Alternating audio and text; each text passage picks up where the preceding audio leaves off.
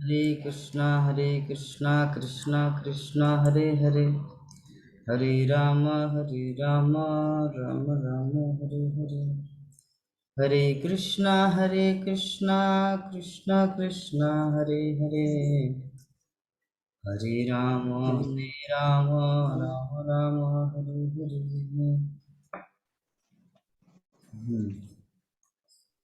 तो 2 नंबर जो श्लोक है हमारा, श्लोक में वर्णन है कि अत्यंत बुद्धिमान तथा भक्त शिरोमणि परीक्षित महाराज उस गर्भ से उत्पन्न कैसे हुए, उनकी मृत्यु किस तरह हुई और मृत्यु के बाद उन्होंने कौन सी गति प्राप्त की, ये सब हम लोग पिछले श्लोक में अर्थात पिछले के सत्र में डिस्कस किए। इसलिए प्रभुपाद हम सबको समझाना चाह रहे हैं, ये जो हस्तिनापुर है, हस्तिनापुर मतलब अब दिल्ली, तात्पर्य में शिला प्रभुपाद लिखे हैं दिल्ली। जैसे मद्रास आज उसको किस नाम से जाना जाता है, चेन्नई। बम्बई किस नाम से जाना जाता है, मुंबई। पाटलिपुत्र किस नाम से जाने जाते हैं, पटना। ठीक है। इलाहाबाद वर्ष किस नाम से जाना जाता है, इंडिया। भारतवर्ष किस नाम से जाना जाता है, हिंदुस्तान। तो इस प्रकार प्राचीन काल में विभिन्न अलग अलग नाम था। तो जो दिल्ली जगह है ना पार्टिकुलर, जहाँ पर हमारा राजधानी है, देश का राजधानी, कैपिटल ऑफ इंडिया, तो पूर्व काल में भी हुआ करता था। अभी तो सिर्फ हमारे इस कश्मीर से कन्याकुमारी तक, अरुणाचल प्रदेश से गुजरात तक, ये जो सीमाना है, इतना ही तक सीमा सीमित है भारतवर्ष का जियोग्राफिकल मतलब परिमाप। किंतु हमारे विश्व इतिहास में अर्थात पूर्व काल में ये जो हस्तिनापुर, ये जो दिल्ली, ये पूरे पृथ्वी का राजधानी था। अर्थात ये जो अभी हम लोग को अमेरिका, ऑस्ट्रेलिया, यूएसए, विभिन्न प्रकार के जितने सारे देश महादेश हुए, वो सब के राजधानी दिल्ली हुआ करते थे। लेकिन उस समय ये सब देश नहीं था, अलग अलग नाम से था। जैसे अफगानिस्तान, पहले क्या था वो, गांधार, जहां से गांधारी आए हैं। ठीक है। तक्षशिला जो चाणक्य पंडित पढ़ाते थे, वो कहाँ पर है, अफगानिस्तान में। इस प्रकार प्राचीन काल में अलग अलग नाम था। लेकिन कहा जाए तो अमेरिका का आविष्कार तो कुछ ही दिन पहले हुआ था, अबाउट 300 साल पहले, जब महाप्रभु थे। पृथ्वी त्यासे जो तो नगरादि ग्राम सर्वत्र प्रचार हो गए मोर नाम, जब महाप्रभु थे उस समय अमेरिका का जन्म भी नहीं हुआ था। अमेरिका तो कुछ रिसेंटली हुआ है, लेकिन भूमि तो था, जो जगह है लैंड, वो तो था पहले भी अभी भी। तो पूरे भूमि, पूरे पृथ्वी मंडल का राजा हुआ करते थे, सम्राट हुआ करते थे हस्तिनापुर के राजा, अर्थात युधिष्ठिर महाराज, परीक्षित महाराज। तो परीक्षित महाराज इस प्रकार पूरे पृथ्वी मंडल के राजा अर्थात पूरे विश्व का शासन करता थे। तो महाराज परीक्षित की रक्षा उनकी माता के गर्भ में भगवान द्वारा इस प्रकार हुआ। तो अतः वो एक ब्राह्मण पुत्र के शाप से, अकाल मृत्यु से वो निश्चित ही बचाए जा सकते थे। इसलिए प्रभुपाद बोलना चाह रहे हैं कि कृष्ण अगर चाहते और परीक्षित महाराज अगर चाहते, तो ब्राह्मण पुत्र अर्थात श्रृंगी ऋषि ने जो परीक्षित महाराज को श्राप दिया था मरने का, कि 7 दिन के अंदर उसका मृत्यु हो जाएगा, तो कृष्ण चाहते तो यूं ही चुटकी से परीक्षित महाराज को बचा सकते थे। और परीक्षित महाराज चाहते थे तो उनको रिप्लेस में अभिशाप देकर उसको दूर कर सकते थे, इतनी क्षमता महाराज परीक्षित के पास था। लेकिन जो कृष्ण के शुद्ध भक्त होते हैं ना, वो कभी भी किसी से रिवेंज नहीं लेते। रिवेंज मतलब बदला। तीन तरह के व्यक्ति होते हैं। कमजोर, मैं भूल गया, कमजोर व्यक्ति सहते हैं, सहन करते हैं, और शक्तिशाली व्यक्ति, हाँ, कमजोर व्यक्ति सहन करते हैं, शक्तिशाली व्यक्ति बदला लेते हैं, और बुद्धिमान व्यक्ति इग्नोर करते हैं। लिखना है डायरी में, नोट डाउन करना है। तीन तरह के व्यक्ति होते हैं इस संसार में। कमजोर व्यक्ति, अगर मान लीजिए मैंने आपको चोट पहुंचाया, अगर मैंने आपको चोट पहुंचाया, अगर आप कमजोर हो तो आप सह लोगे, लेकिन अगर आप शक्तिशाली हो तो आप मेरे साथ टक्कर लोगे, आप उसका बदला लेंगे। तो कमजोर व्यक्ति सहन करता है, शक्तिशाली व्यक्ति रिवेंज करता है अर्थात बदला लेते हैं, और बुद्धिमान व्यक्ति इग्नोर करता है, मतलब उसको छोड़ देता है, वो आगे बढ़ जाता है। तो परीक्षित महाराज थे बुद्धिमान व्यक्ति। इसीलिए हमारे यहाँ पर ये जो श्लोक है, इस श्लोक में बुद्धिमान शब्द आया है। तस्य जन्मा महाबुद्धे, बुद्धे मतलब बुद्धि, और महाबुद्धि महा मतलब ग्रेट। तो महाबुद्धे मतलब महान बुद्धिमान थे। कौन? परीक्षित महाराज।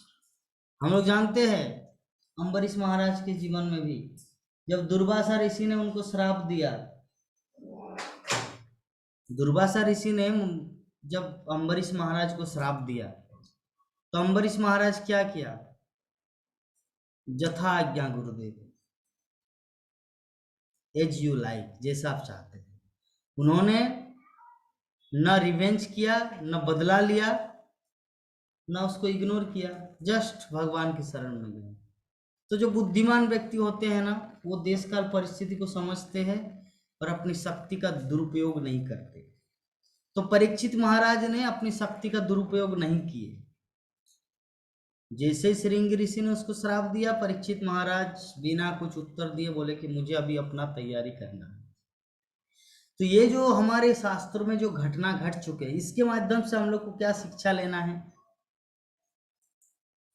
इसके माध्यम जो परीक्षित महाराज की जीवनी, अम्बरीश महाराज की जीवनी, इसके माध्यम से हम लोग को क्या शिक्षा लेना है अपने जीवन में? जब कोई हम लोग को पत्थर से मारने आए, जब कोई हम लोग को मिट्टी का ढेला से मारते, तो हम लोग क्या उठाते हैं? हाथ में पत्थर। ईंट का जवाब पत्थर से देते हम लोग। तो लेकिन ये जो हमारे महानुभव महात्मा परीक्षित महाराज, अम्बरीश महाराज, ये लोग क्या किया अपने जीवन में? क्या पत्थर उठाया, इवन मिट्टी का ढेला फेंका, या कुछ वाणी का भी प्रयोग किया? अरे क्यों आप मुझे मारे, मैंने क्या दोष दिया था? आपके पिताजी के पास गए थे तो वो पानी नहीं दिए, तब मैं मरा हुआ सांप दिया। क्या परीक्षित महाराज ऐसा कुछ बोला? नहीं बोला। क्यों? यही है भक्त। हमारे इतिहास में, शास्त्र ग्रंथों में जो महान महान आचार्यों का, महान महान भक्तों की जो लीला है ना, उसको सिर्फ श्रवण करने से ही हमारे हृदय में भक्ति आ जाता है। ओनली श्रवण करने से ही हमारे जीवन में भक्ति का प्रवेश मिलता है।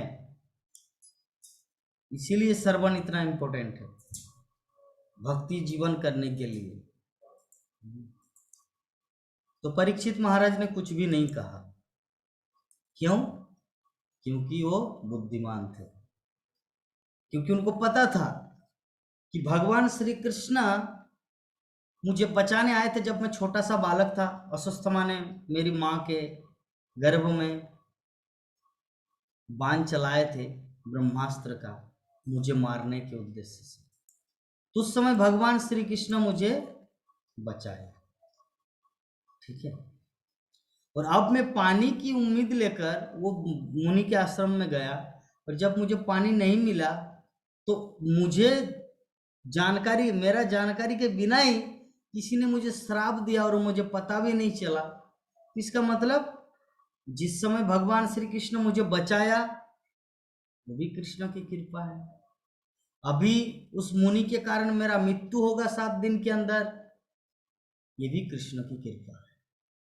तो जो भगवान के जो शुद्ध भक्त होते हैं ना, प्रतिकूल परिस्थिति हो या अनुकूल परिस्थिति हो, हर परिस्थिति में वो क्या समझते हैं, what ever going on in my life, मेरे जीवन में जो कुछ चल रहा है सब कुछ कृष्ण की कृपा है ना। एक्चुअली हम लोग जो है ना, भगवान का 2 तरह का कृपा होता है, एक है अनुकूल कृपा, एक है प्रतिकूल कृपा। हम लोग हैबिचुएटेड है अनुकूल कृपा। अनुकूल कृपा मतलब कोरोना के मार्केट में है प्रभु, अभी घर में चावल नहीं है, कुछ साग सब्जी भी नहीं है, पैसा नहीं है तो कैसे चलाऊं, तो शायद कुछ व्यवस्था कर देते तो चलिए नरेंद्र मोदी ने सबके अकाउंट में 2000 रुपया करके मंथली दिया, इसको कहा जाता है अनुकूल कृपा। और प्रतिकूल कृपा मतलब मान लीजिए आप रहते हैं बोकारो में या हावड़ा में या कलकत्ता में, तो अभी परिस्थिति ऐसा है कि आपको 3 टाइम खाने को नहीं मिल रहा, तो किसी ने आपको बोला कि अरे ठीक है, अगर इतना परिस्थिति चलो ना मायापुर आ जाओ, थोड़ा सा सेवा करो और मिलेगा खाने को, तो आप मायापुर चले आए, 3 टाइम पेट भर के खा रहे, भगवान का दर्शन कर रहे, तो ये कौन सा कृपा हुआ, प्रतिकूल कृपा। लेकिन अगर आप बुद्धिमान हो तो आप क्या सोचेंगे, वाह कृष्ण की क्या लीला है, आखिर में उनके धाम में मुझे भगवान ला ही दिए, है ना।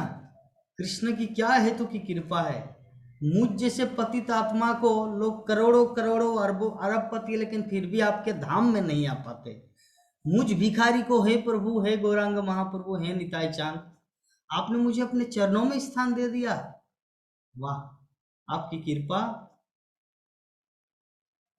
का मैं दाद देता हूं। तो दोनों ही कृपा है। पहला क्या, अभाव था तो सरकार ने उनके खाते में 2000-3000 रुपया डाल दिया, तो अभी साग सब्जी चावल खरीद के आके घर में पकवान बना के वो खा रहे, ये क्या कृपा है, अनुकूल कृपा। और आप खाने के अभाव से, पेट की को चलाने के अभाव से आप अपना घर परिवार, अर्थात घर परिवार मतलब क्या, पूरे परिवार को लेकर ही मायापुर आए, मतलब गांव को छोड़ दिया और मायापुर में आके बसे, और यहाँ पर भगवान की कुछ सेवा कर रहे और 3 टाइम भोजन खा रहे प्रसाद का। तो ये कौन सा कृपा हुआ, कृपा तो दोनों ही है। तो लेकिन हम सब जीव जो है ना, ये दूसरा वाला कृपा को उतना महत्व नहीं देते। हम सब जीव वो पहले वाला कृपा को चाहते, क्या कि अकाउंट में थोड़ा पैसा आ जाए, नरेंद्र मोदी खाता में डाल दे, और चीनी सब्जी ये सब खरीद के आके अपना घर में संसार चलाए। लेकिन वो दूरदृष्टि व्यक्ति नहीं है कि मायापुर धाम और बोकारो धाम में कितना अंतर है। मायापुर में जहां पर भगवान श्री कृष्ण इस कलियुग में अवतरित हुए हैं, यहाँ पर आके उन्होंने इस मिट्टी, इस धूल में, यहाँ मायापुर धाम की धूली भी भगवान की कृपा है। इसीलिए हमारे जनोनिवास प्रभु और पंकजांगरी प्रभु इस तरह थोड़ा दोपहर में थोड़ा टहलते थे, ताकि जो मायापुर की जो धूल है ना, उनके शरीर का स्पर्श करते तो प्रभु जी लोग फील करते कि ये जो धूल, ये महाप्रभु नित्यानंद प्रभु लीला कर रहे हैं, वो लीला कर रहे, उसका तो धूल मेरे शरीर में उड़ रहे हैं। तो जो शुद्ध भक्त होते थे वो ऐसा फील करते, लेकिन जो अशुद्ध भक्त है वो बोले क्या धूल आ रहा है, चश्मा पहनो, ठीक है। तो दिस इज द डिफरेंस, ये है अंतर एक भक्त और शुद्ध भक्त में, ठीक है। तो अनुकूल कृपा और प्रतिकूल कृपा कल ओवरव्यू देंगे, समझ में आया सब, ठीक है। तो भगवान श्री कृष्ण, तो परीक्षित महाराज क्या सोच रहे थे, क्या बोल रहे प्रभु जी, मायापुर वाला जो हुआ वो प्रतिकूल परिस्थिति हुआ प्रभु जी ना, प्रतिकूल परिस्थिति हुआ नए भक्त के लिए, जी। लेकिन और नरेंद्र मोदी के द्वारा जो मिला वो वो अनुकूल परिस्थिति। हाँ अनुकूल इसलिए क्योंकि आप अपने मन में चाहते थे कि शायद कहीं से कुछ कंट्रीब्यूशन हो जाए, जी। लेकिन भगवान दूसरे तरीके से आपको जो पिला रहे खिला रहे वो आपको उतना प्यारा नहीं है। ठीक है, तो प्रतिकूल और अनुकूल ये दो चीज हम लोग समझ गए। ठीक है। जी प्रभु जी। तो यहाँ पे जो हम लोग डिस्कस कर रहे थे, तो परीक्षित महाराज ने इस तथ्य को पूरी तरह से समझ गया कि जब वही कृष्ण मुझे बचाए थे जिस समय मेरा मरना था, अर्थात बचपन में ही, जब मैं गर्भ के अंदर ही था, तो वही कृष्ण का अरेंजमेंट से जब मेरा मृत्यु हो रहा, 7 दिन के अंदर मृत्यु हो गया, हो जाएगा, तो ये कृष्ण की कृपा है, तो क्यों हम कृष्ण कृपा से दूर रहे। तो ये है प्रतिकूल कृपा। और पहले जो उनको जो जीवन मिला वो था अनुकूल कृपा। अनुकूल कृपा और प्रतिकूल कृपा। अर्थ प्रभु समझ आए? अंडरस्टैंड? क्लियर?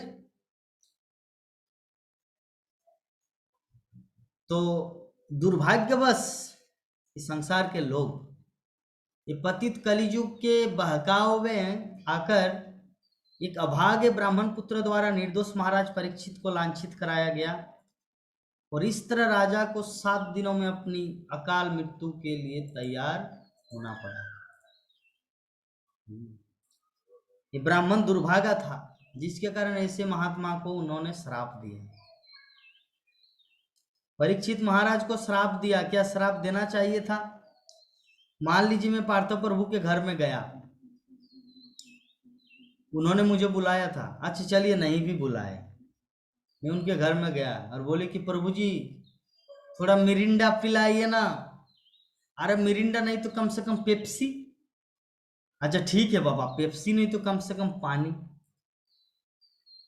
तो अभी बोले नहीं प्रभु जी आप समझते नहीं मैं कितना दुखी हूं, मेरा मौसी का लड़का चला गया, मैं उस दुख से गम से जी नहीं पा रहा हूं, प्लीज अभी मत आइए, आप चले जाइए।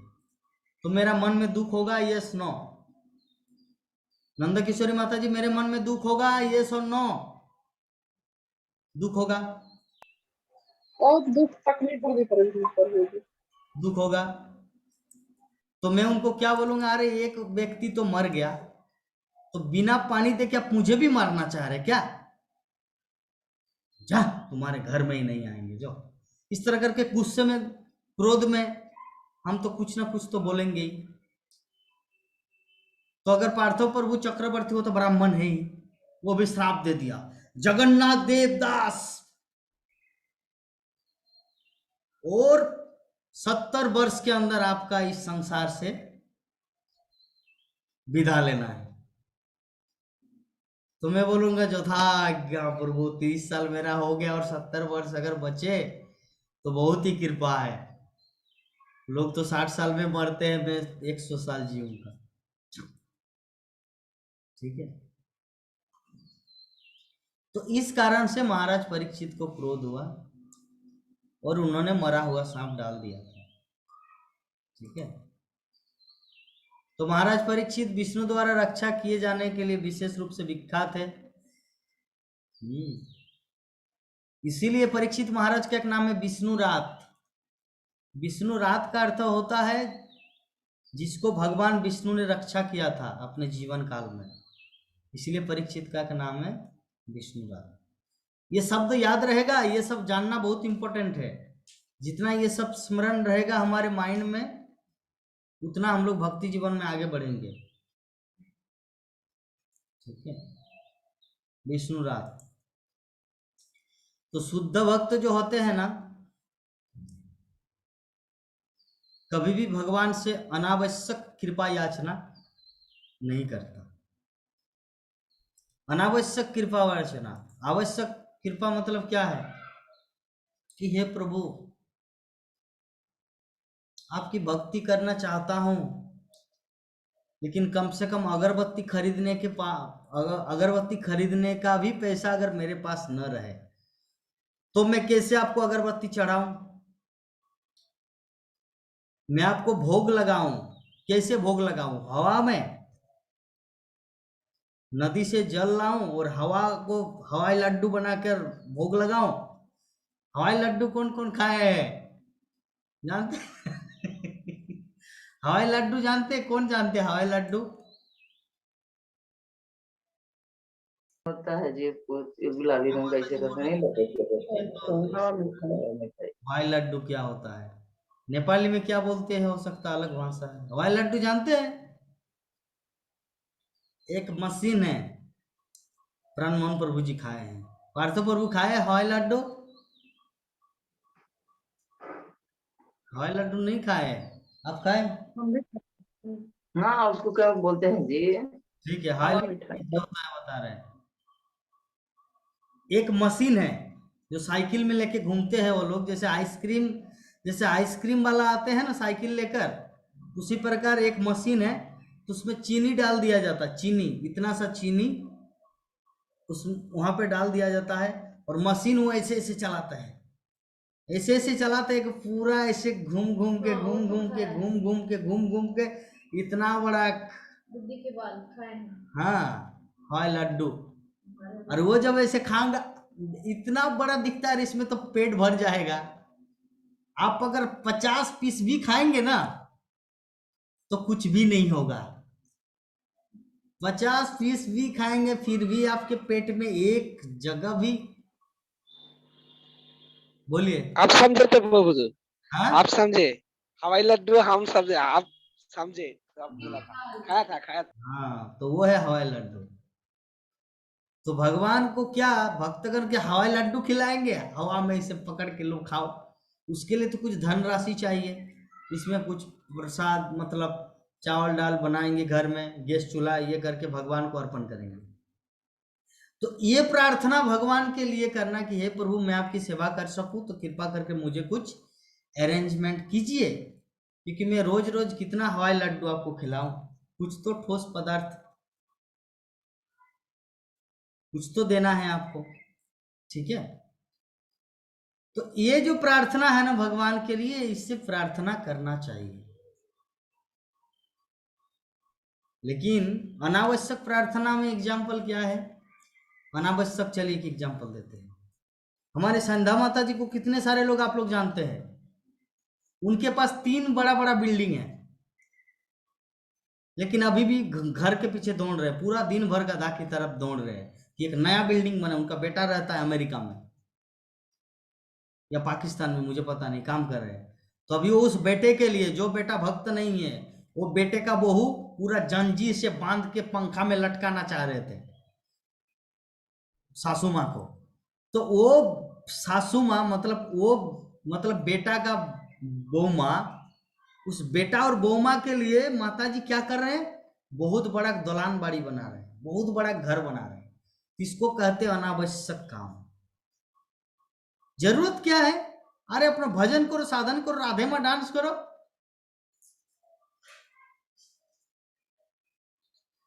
क्या जरूरत है इस तरफ बेकार भटकने का? वृद्धावस्था में नंद किशोरी माता जी की तरह सेवा करो। क्या जरूरत है उतना बिल्डिंग बनाने का? जरूरत है कुछ?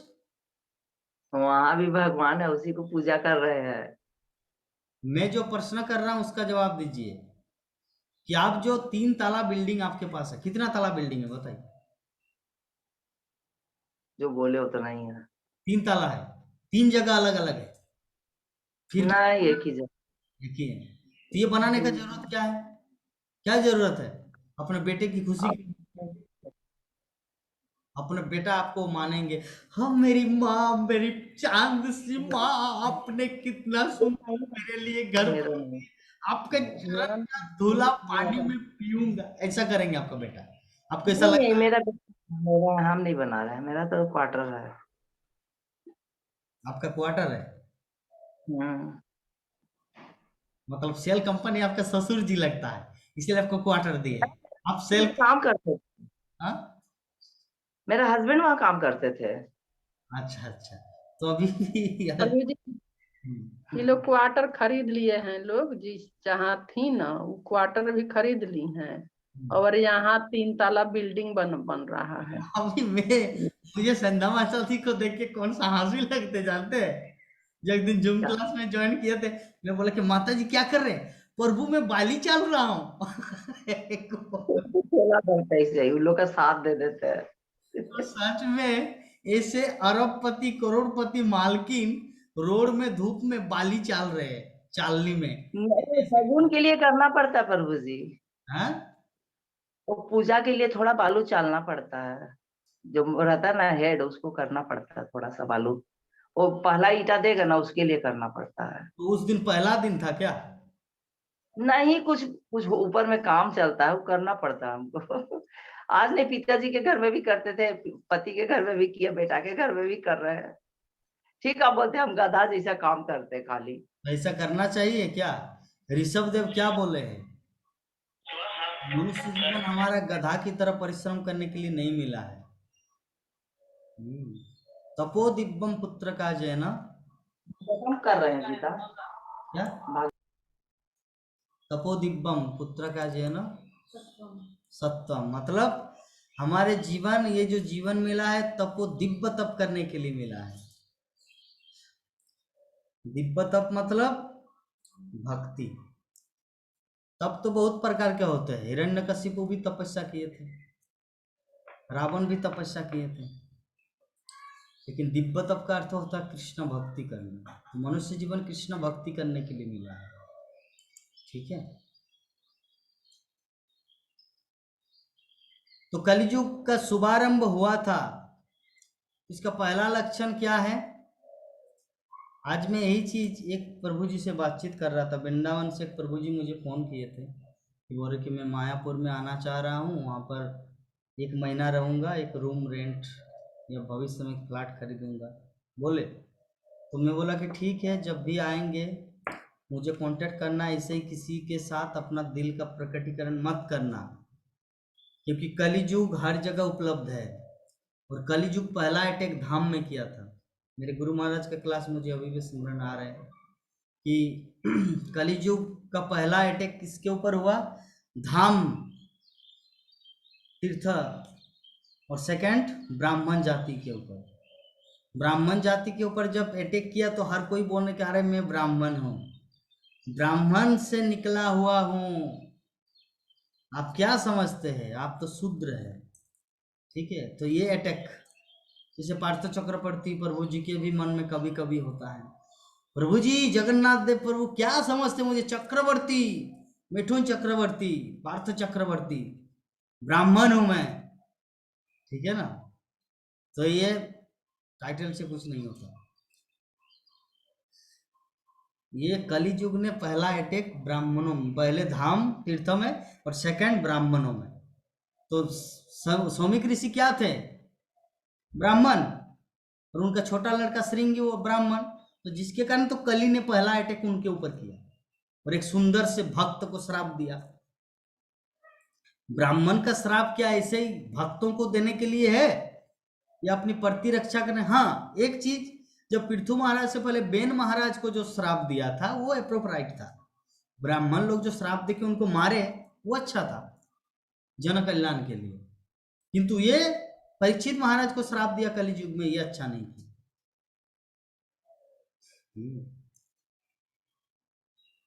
तो इसीलिए कलियुग पहला अटैक किया धाम तीर्थ यात्रा यहाँ पर।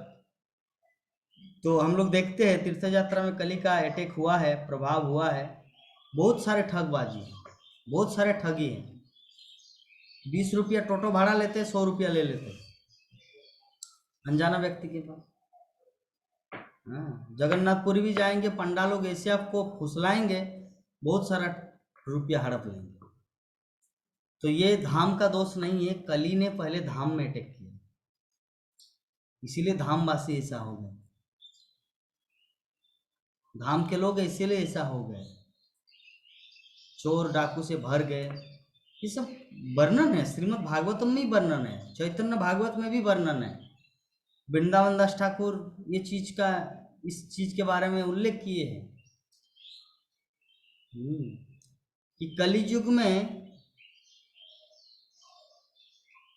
राक्षस लोग ब्राह्मण परिवार में उत्पन्न होंगे, लेकिन ये पूरा 100% नहीं, कुछ कुछ जो कृष्ण भक्त हो जाते हैं वो उस कुल में नहीं आते, लेकिन जो कृष्ण भक्त नहीं होते वो राक्षस है।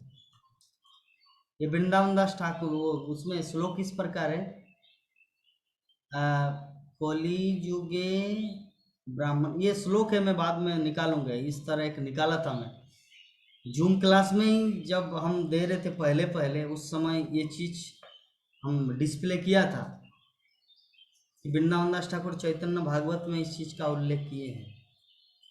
होली काले ब्राह्मण, मतलब पूर्व जीवन में वो लोग राक्षस थे, इस कली युग में वो लोग ब्राह्मण परिवार में जन्म लिए। लेकिन जैसे हम पहले ही एक बार चर्चा किए थे कि स्त्री शूद्र, कि स्त्री को सबसे नीचा क्यों बोला जाता है, तो स्त्री अलग है और माता जी अलग है। जो कृष्ण भक्त बन गए वो माता जी, वो स्त्री नहीं है।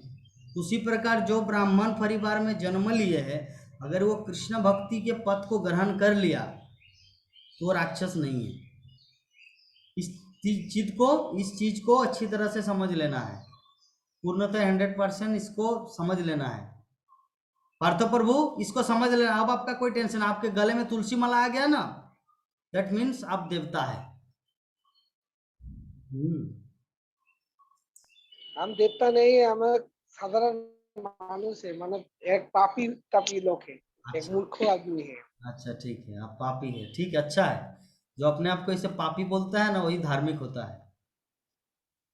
और जो अपने आप को धार्मिक बोलते हैं वो सबसे बड़ा पापी होता है। तो अच्छा है, यही भाव बना के रखना है। तो कलियुग का पहला अटैक कहाँ पर हुआ नंदा किशोरी माता जी? तीर्थ स्थान में, धार्मिक स्थल में, धाम में। और सेकंड अटैक ब्राह्मण में। ठीक है, याद रखना है। तो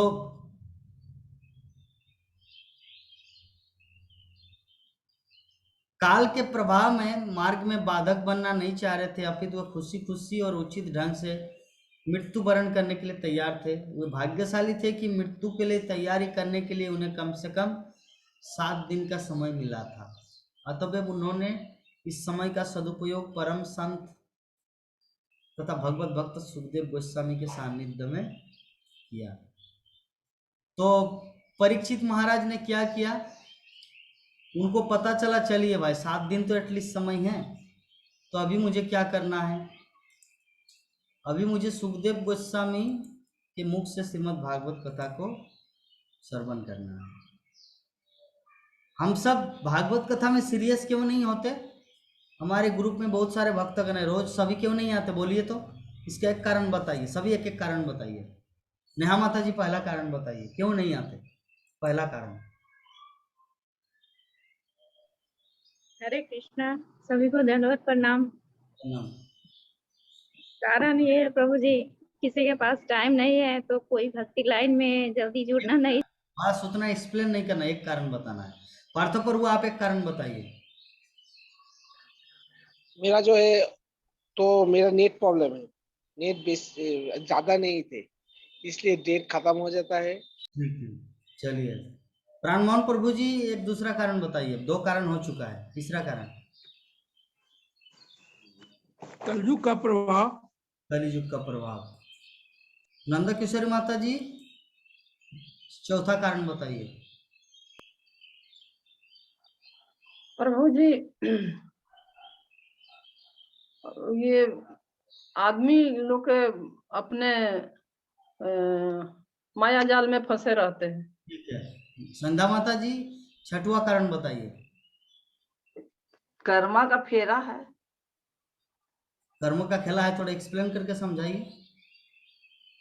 कर्म है कुछ ऐसा कि हम अभी पूरा नहीं जुड़ पा रहे, प्रभु कृपा हो जाएगा तो पूरा जुड़ जाएंगे। आपको नहीं बोल रहे हैं, कारण पूछ रहे हैं। कारण हाँ, कारण संसारिक हो। परीक्षित महाराज को जब 7 दिन मिला समय, वो सब कुछ त्याग करके वो भागवत कथा में बैठ गए। लेकिन हम सब उतना सीरियस क्यों नहीं आते? कारण बताइए। हमारा रोज जो श्रीमद् भागवत कथा चल रहे है, हमारे ग्रुप में 100 से ज्यादा लोग हैं, क्यों नहीं आते? टेल मी, बताइए, कारण बताइए, एक कारण। संसार में फंसे हुए हैं हम लोग, क्या? संसार में फंसे हुए हैं। तो परीक्षित महाराज क्या वैकुंठ में थे क्या? तो सीरियस थे हम लोग, उतना कौन से सीरियस नहीं है। हाँ, तो ऐसा बोलिए कि हम लोग सीरियस नहीं है संसार में फंसना। वो क्या संसार में, वो तो राजा थे। आप तो 3 ताला का बिल्डिंग बना रहे हो, वो तो पूरा पृथ्वी का राजा था।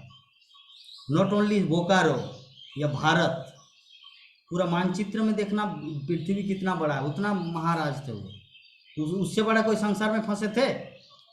नहीं। तो वो कैसे किए, कितना सीरियस क्यों हुआ? इसका कारण मैं बता रहा हूँ। सभी तो अपना अपना कारण बताए। जैसे नेहा माता जी अपना कारण बताए कि समय नहीं है, लड्डू के साथ थोड़ा सोना पड़ता है, उनको थोड़ा गोद में लेके इधर उधर घूमना पड़ता है। पार्थव प्रभु जी बोला कि नेट का प्रॉब्लम है, थोड़ा डाटा कम होता है क्योंकि यूट्यूब में मुझे कुछ फिल्म भी देखना पड़ता है, इसके लिए उसमें आधा चला जाता है। अच्छा, फिल्म नहीं देखते? मैं टीवी फिल्म में नहीं देखता हूँ। अच्छा, आपका जो मायापुर में जो बानी है ना, एक एक कुंभ का, हाँ तो हम बानी दिखते हैं। हाँ, चलिए।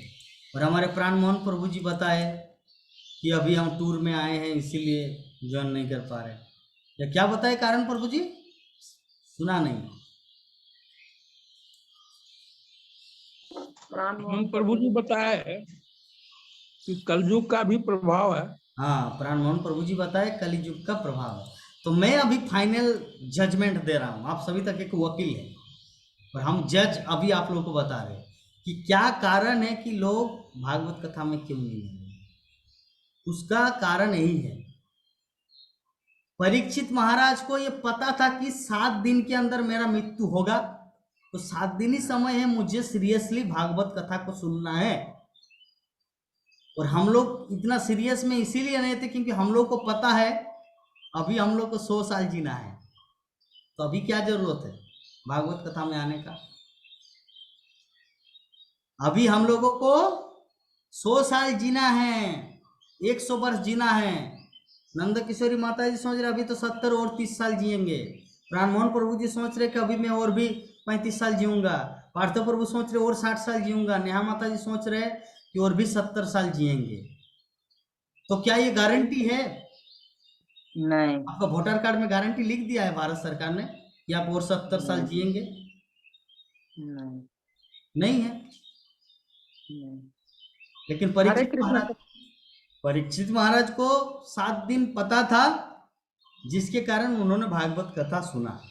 तो उसी प्रकार जब हम लोगों को ये पता चलेगा कि हमारे पास 1 मिनट भी समय नहीं है, तब हम लोग भागवत कथा में सीरियस हो जाएंगे। और ये सच्चाई है, हमारे पास 1 मिनट भी समय नहीं है। किसी के आधार कार्ड में, किसी के वोटर कार्ड में, किसी के पासपोर्ट में ये लिखा है कि जगन्नाथ देवदास और 70 साल जिएंगे, पार्थ सारथी, पार्थ चक्रवर्ती और 50 साल जिएंगे, नेहा और 70 साल जिएंगे। यहाँ पे किसी की आइडेंटिटी में लिखा है, लेकिन परीक्षित की महाराज के वहां पे लिखा था 7 दिन के अंदर वो मरेगा नहीं। तो ये तथ्य सत्य है या मिथ्या है? संध्या माता जी आप तो सीरियस हो रहे, आप मोटा सांस लिए, मैं देखा जब मैं ये चीज को बोला तब आप मोटा सांस लिए, मुझे पता चला आप सीरियस हो गए चीज में। ये सत्य है इसीलिए आप सीरियस हुए, यस और नो? यस। तब तो ये है कारण कि हम लोग को पता है कि हम लोग 100 साल जिएंगे। इतना बड़ा बुद्धू है हम लोग, इतना बड़ा मूर्ख है। अरे 1 मिनट का भरोसा नहीं और 100 वर्ष का सपना देखते हैं। हाँ, नंदा किशोरी माता जी क्या बोलना चाह रहे थे? बोलिए माता। हरे कृष्णा प्रभु जी, हम यही बोलना चाह रहे हैं कि हमें तो नहीं भरोसा है कि हम उतना दिन जिंदा रहेंगे, लेकिन हाँ निश्चित नहीं है, वे नहीं जानते हैं ये कब, लेकिन ये नहीं भरोसा है कि हम उतना दिन तक जिंदा रहेंगे और जिंदा भी रहना नहीं चाहते। तो क्या मरने का प्लान है? जी प्रभु जी, मरने से तो भाग नहीं रहे, मरने को मरने से कौन नहीं पसंद है? नहीं नहीं, अभी प्रभु जी का बोलने का तात्पर्य है कि हम लोग को समझना है कि नहीं हम लोग नहीं। इतना दिन में हम लोग को मरना है, तो हम लोग मतलब साथ में इतना ही दिन में हम लोग भागवतम पूरा कर रहे हैं। ठीक बोल रहे हैं हाँ, प्रभु जी, हम आपको बता रहे हैं। मरने से पहले भागवतम को पूर्णतया समझना है। अभी हमारे यूट्यूब का कोई व्यक्ति सुने, अरे क्या मरने का प्लान चल रही है क्लास में, कब मरेंगे, 70 वर्ष पार देंगे, 10 साल नहीं, भागो भागो यहाँ से, मुझे मरना नहीं बाबा, ये क्लास नहीं सुनना है। तो ये जो हम लोग चर्चा कर रहे हैं ये सत्य है या मिथ्या है? सत्य है। तो अगर कोई सत्य बात को पसंद नहीं करता, वो भागना चाहे तो भागो, लेकिन जो सत्य से मुठभेड़ करना चाह रहे हो वो आओ, वेलकम। तो चलिए हम लोग नेक्स्ट दूसरा एक सत्र में जुड़ते हैं और एक श्लोक का हम लोग पाठ करते हैं।